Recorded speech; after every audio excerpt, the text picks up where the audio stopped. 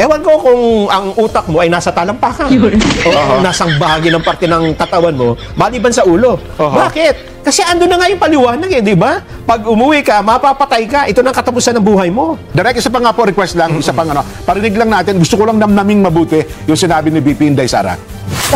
Sabi ko, yung kagustuhan mo na umuwi, yan din yung katapusan ng buhay mo. Magiging Ninoy Aquino Junior ka. Ang topic nga doon, yung pagkamatay na. Ayun. Mamamatay ka, tanggalin mo na yung Ninoy Aquino. Yun lang ang gusto niya sabihin. Posibleng mapatay. Hahalintulad ba ni Vicky Sara ang kanyang ama? Kaya sa yumaong Ninoy Aquino? Parang hindi po natin nadinig noon na inahilintulad ni dating Pangulong Duterte ang sarili niya kay Ninoy, kung hindi kay Hitler.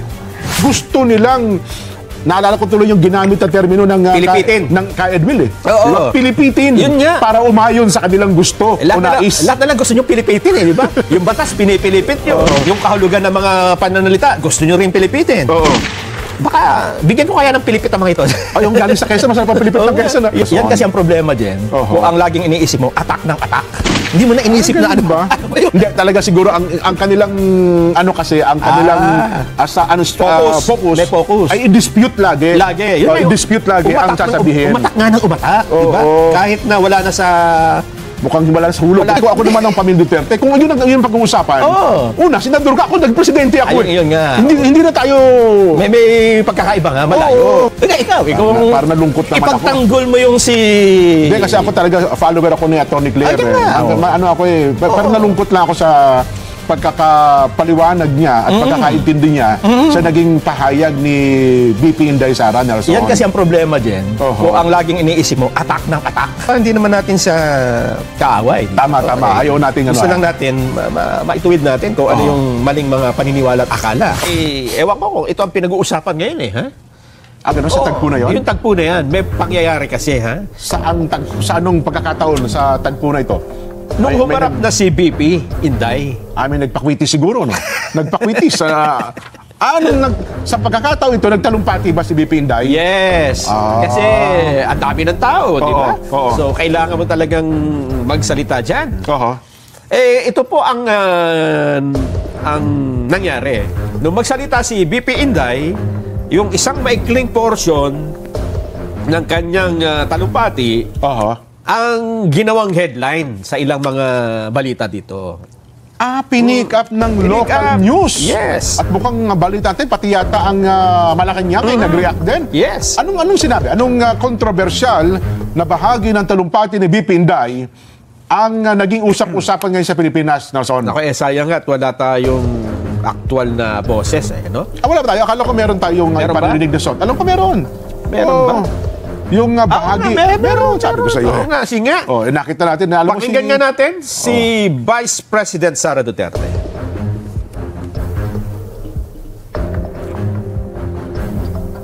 Battery pa raw. Medyo loading pa.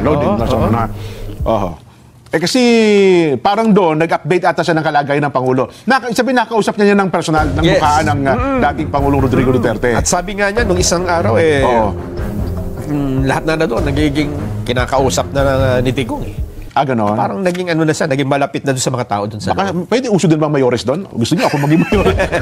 Ako maging mayores dito, pa? Pakinggan na natin. BP Inday Sara. Yun ang gusto niya. Gusto niyang umuwi. Sinabi ko din sa kanya yon pa. Sabi ko, yung kagustuhan mo na umuwi, yan din yung katapusan ng buhay mo. Magiging Ninoy Aquino Junior ka. At sinabi niya sa akin, sabi niya, kung ganyan ang kapalaran ko, then so be it. Basta lang mauwi ako sa Pilipinas. Ayun. Yan po ang naging pahayag ng BP Inday. Napakadali naman intindihin, di ba?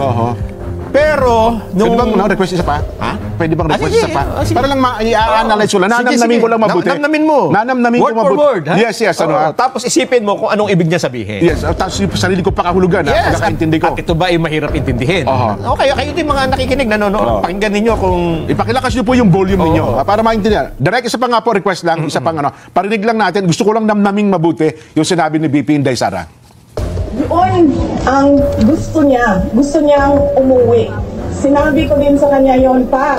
Sabi ko, yung kagustuhan mo na umuwi, yan din yung katapusan ng buhay mo. Magiging Ninoy Aquino Junior ka. At sinabi niya sa akin, sabi niya, kung ganyan ang kapalaran ko, then so be it. Basta lang mauwi ako sa Pilipinas. Ayun, yan din ang magiging katapusan ng buhay ko. Magiging, ano ka? Ninoy Aquino Ninoy Jr. Aquino Jr. ka. Ano ba ang nangyari kay Ninoy Aquino Jr. nung siya umuwi sa Pilipinas? Ang pinag-uusapan dito, pag-uwi, di ba? Yes, yung pag-uwi sa Pilipinas. Siguro. Na doon, parang gustong ihalintulad ni BP Inday na ang mangyayari sa dating Pangulong Rodrigo Duterte. Ang mga nakakaalam kasi niyan, Jen, ay yung mga ipinanganak ng 1980s. O kaya medyo ano pa? Di, mga siguro 70s. Mga gano'n, 70s. Kasi yung 80s medyo bata-bata pa yun. Kasi kung 70s ka, di, mga 20 plus na, alam mo na talaga mga nangyayari sa 70s. Oo. Eh, nung panahon na yun, si Ninoy Aquino, 19 ano ba siya umuwi? 84? 1986 yung nangyari yung EDSA Revolution. Di, mga 83, 80, mga gano'n siguro. Oo, diba? tama. 84 ata yun. Oo. Eh, siya po ay, habang nasa aeroplano, pababa ng aeroplano, ay binaril, pinatay. Doon sa tarmac. Nakalapag na aeroplano sa tarmac. Pababa na At siya. nung pababa na dapat siya, isang alingaw-ngaw ng putok ang narinig at nakitang wala nang, ano sabihin, na nakabulagta si dating senador Ninoy Aquino. Oo. Ayun. So, yun yung reference, di ba? Oho. So doon, sa tagpong yon, gustong ihalintulad ni BP Inday si dating Pangulong Rodrigo Duterte. Eh kasi may una na di ba? Oo. Na ito na ang katapusan ng buhay mo. Ayon. So meron siya talagang tinutukoy na ano yun, di ba? So parang ang gusto niya pagkalin sabihin, mo ba yun ng Ninoy Aquino? Oo. Ayun na yun ang ibig niya sabihin, mamamatay ka pag uwi mo. Maaring pag uwi mo dito ay parang mangyayari sa iyo, nangyari kay Ninoy na mapatay ka. Yun. Parang gano'n ang ibig sabihin. Yun lang. Hindi ibig sabihin nun, di ba, Jen? Oo. Halimbawa, pagka ikaw teacher ka ng language, Yes. o kaya ng reading comprehension, Yes. tinanong mo yung mga bata, anong ibig sabihin dito na pagka umuwi itong taong ito ay magiging Ninoy Aquino? Oo. Pagka sinabi, ma'am. Oo. Sige, Nelson, ang sagot mo? Ayan po ay magiging senador, yan po ay magiging mailalagay sa 500 pisong papel, Oo. yan po ay magiging mabuting tao, Oo. at yan po ay anong grade ang bibigay mo dun sa bata? Ay, mukhang wrong, sasabihin sa'yo. Wrong, mali ka doon, tutoy. Baka kapauwiin mo pa. Napakalinaw naman. Hindi ba? Sabi ng ka Norbert, August 21, 1983. Ayun, 83. Umuwi si Ninoy. Sabi, naganap nga po yung insidente. Oo. Hindi ba, Jen? Yes. Kapag kaya, binigyan mo pa ng ibang kahulugan, ewan ko kung ang utak mo ay nasa talampakan o nasang bahagi ng parte ng katawan mo, maliban sa ulo. Bakit? Kasi ando na nga yung paliwanag di ba? Pag umuwi ka, mapapatay ka. Ito na ang katapusan ng buhay mo. Magiging Ninoy Aquino Jr. ka. Halimbawa dyan, ako naman ay nag-gym. Nagpapaganda ako ng katawan. Oo naman, oo. Sabi mo, bakit ka nagaganyan? Siguro, tinanong mo. Gusto ko kasing maging Piolo Pascual Ang ibig ko bang sabihin doon na magiging artista ako? Ay, hindi. Ako yung tatangkad? Hindi. Ako yung magiging gwapo? Kahit gwapo na ako? Hindi, kita mo namang naggaganyan ako. Ibig Ang sabihin, gusto mo na, yung katawan. Yung katawan. Malapyo pas walang katawan. ang tawag po dyan, ha? Ewan ko lang kung hindi sila nag-aral nung high school sila ha? Ang tawag po dyan, yan ay ilang example ng figure of speech. Ha? Ayun. Pwedeng analogy at pwedeng allusion. Ibig sabihin, ikinukumpara mo ang isang parte lang, hindi lahat ng isang pangyayari dun sa isang tao. Di ba? Ay, teka lang, Nelson. Bakit? Meron bang mga tao na nagkamali ng akala at pagkakaintindi sa pahayag ng pangalawang Pangulong Duterte? Aba, ang dami. BP Inday Sara, sa sinabi niya, matutulad siya Oo. kay dating Senador Benigno Ninoy Aquino? Napakadami po. Hindi lang yon. Ito yung mga taong kinikilala ng lipunan, nakapag-aral. Yung iba, mga abogado pa. Yung iba, may mga honors pa sa mga paaralan ng kanilang pinagtapusan. May bigyan mo ako ng halimbawa dyan, Nelson. Pero ang inakala nila ay pag umuwi si Duterte sa Pilipinas, siya ay magiging senador. Siya ay magiging statesman. Magiging tatay ni Chris Siya ay Aquino. magiging tatay ni Chris Aquino. Mali naman ata yung Hindi ba? Ganun ba? Apakamali. Ang topic nga doon, yung pagkamatay na. Ayun. Mamamatay ka, tanggalin mo na yung Ninoy Aquino. Yun lang ang gusto niya sabihin. Posibleng mapatay. Maaring ganun ang mangyari sa'yo. Sino Ang halimbawa? Sino yan? Sige nga. Sino bang halimbawa ng... Nagkaroon ng maling pagkaunawa. Oo. Masasabi na bagad nating iba. Hindi na sa mali, kundi iba ang kanyang pagkaunawa Kaysa dun sa talagang... gustong sabihin ni BP Inday. Parang reading comprehension nga. Yes. Tingnan natin. Sino ang may halimbawa? Sino ang halimbawa nito? Sige nga. Pakinggan ho natin ang kanilang paliwanag. Nahahalintulad ba ni VP Sara ang kanyang ama kaya sa yumaong Ninoy Aquino? Parang hindi po natin nadinig noon na inahilin tulad ni dating Pangulong Duterte ang sarili niya kay Ninoy, kung hindi kay Hitler. Meron po siyang sinabi mismo, sinabi pa niya dito, and I quote, Hitler massacred 3 million, actually it's supposed to be 6 million Jews. Now there is 3 million, what is it? 3 million drug addicts in the Philippines. There are. I'd be happy to slaughter them. At least if Germany had Hitler, the Philippines would have me. So napakalayo pong ipakumpara ang sarili o ikumpara ang dating Pangulong Duterte kay Ninoy Aquino na hindi nagkaroon ng anumang record ng mass murder or crimes against humanity. Mas ninais po ni dating Pangulong Duterte na ikumpara ang sarili niya kay Hitler. Ayan, malinaw. Ikaw na, napakalinaw naman mga babayan.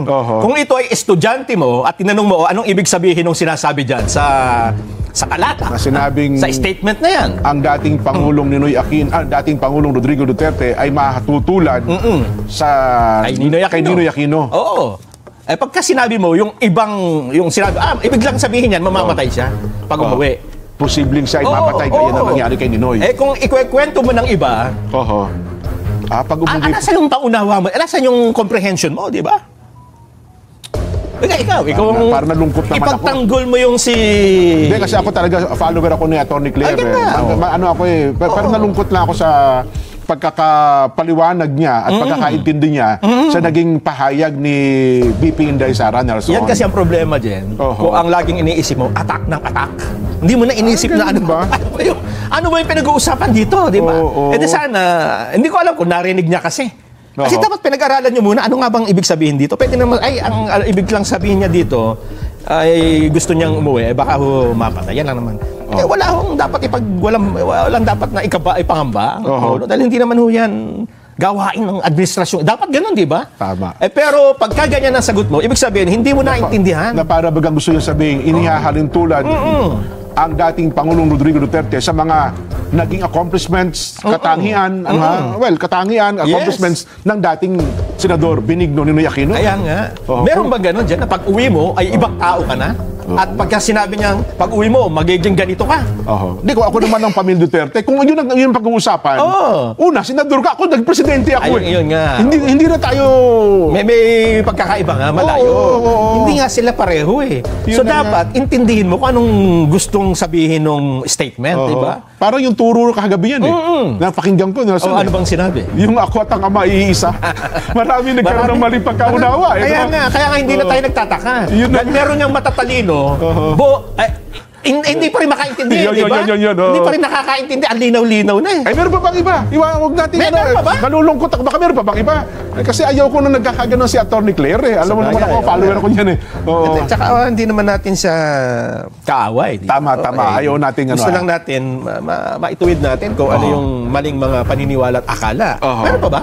Ako, yan lang kasi nakita ko eh. Meron akong nakita nito. So, nung nag-react ata, ang pamilya Aquino rin sa Facebook eh. Kaso nung inopen ko ulit, nag-skip na eh. Baka lang hindi nila nga naintindihan. Diba? Kasi nga, doon nga sa parang hindi din nila matanggap na ang dating Pangulong Duterte ay ihahalin tulad sa dating Senador Ninoy Aquino. Hindi nga, ang tinutulad nga, yung ang ibig lang sabihin nun, yung ang pag-uwi mo, mapapatay ka. Na posibleng oo nga posible kang patayin. Yun lang naman ibig lang sabihin doon. Sayang, hindi. Nawala na eh. Baka makita nga nung ating staff dyan. No? Hindi ko kasi nakita kung sino ang nag-post o nag-share.